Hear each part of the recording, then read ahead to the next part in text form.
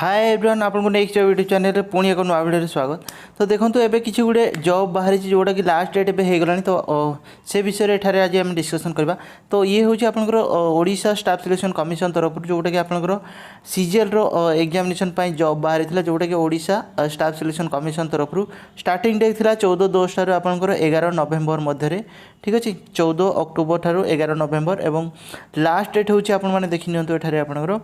14 नवेम्बर ठीक अच्छे 14 नवेम्बर। जदि आपण मैंने जल्दी अप्लाई करने को चाहते तो स्टाफ सिलेक्शन कमिशन रे लॉगिन हो जाए और ओवर टाइम रे आपन को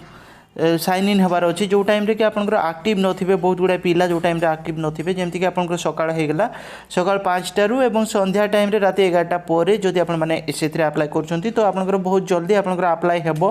एवं सेथरे कोनोसी प्रॉब्लम हेबोनी किंतु अन्य टाइम रे जो टाइम रे पब्लिक समस्त एक्टिव अछंती से टाइम रे जदि आपण माने अप्लाई करछंती तो आपनकर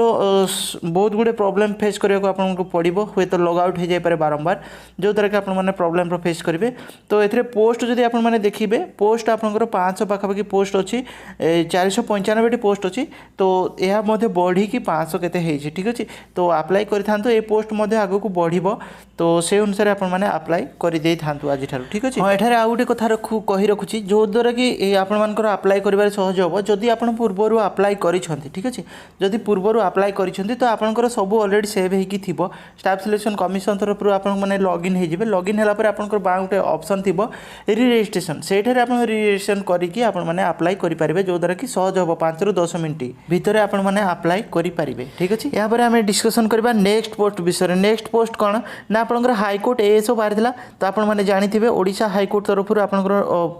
जोथरे कि आपनकर केवल एसटी कैटेगरी पिला अप्लाई करिबे जहार डेट थिला आपनकर 2 नवेम्बर ठारू आपनकर 17 नवेम्बर मध्य आपण माने एसटी कैटेगरी कैंडिडेट माने ही केवल अप्लाई करि परिबे जो थरे कि आपनकर 2 नवेम्बर ठारू आपनकर 17 नवेम्बर मध्य अप्लाई होउची। तो जो कैंडिडेट्स माने अप्लाई करबा कथा जल्दी अप्लाई कर दियंतु काहे कि ना पोस्ट अछि आपनकर 53 गोटी ठीक अछि। तो ए पोस्ट को आपनकर केवल एसटी कैटेगरी रो पिला माने अप्लाई करि परिबे। तो एठारे आपनकर कैटेगरी वाइज वैकेंसी या को आपण माने देखि नियंतु आ आपनकर जदी आपण माने जदी देखि नांती यार सिलेबस तो आपण मानको पई मु गुटे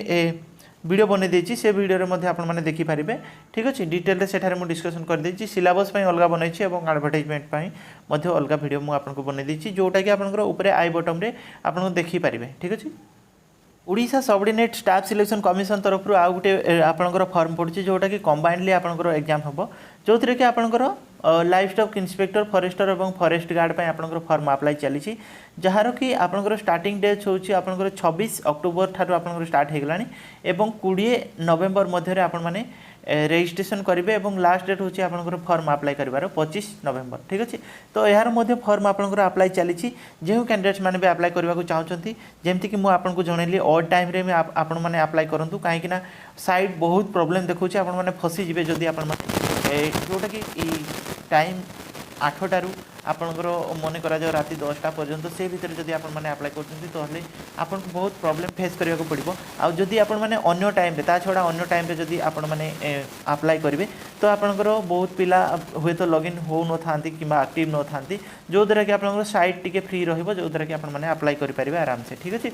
तो यार डेट मध्ये आपण माने जानि गले तो